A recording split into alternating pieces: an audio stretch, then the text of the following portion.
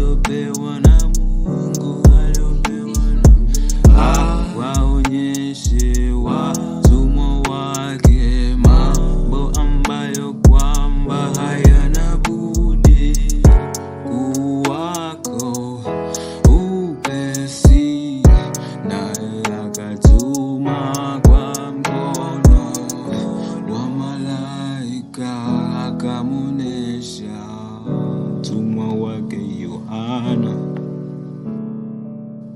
aliyelishuhudia neno la Mungu na ushuhuda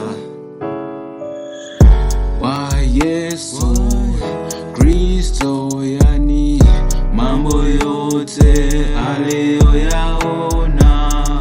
Heri asomaye na wao wayasikiao maneno ya unabii na kuyashika yaliyoandikwa humo, kwa maana wakati ukaribu.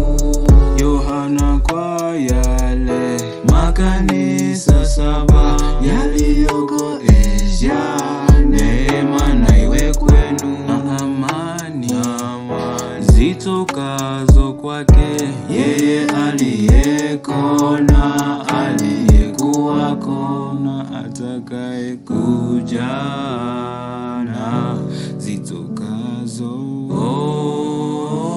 kwa roho 7 walioko mbele ya kiti chake cha enzi.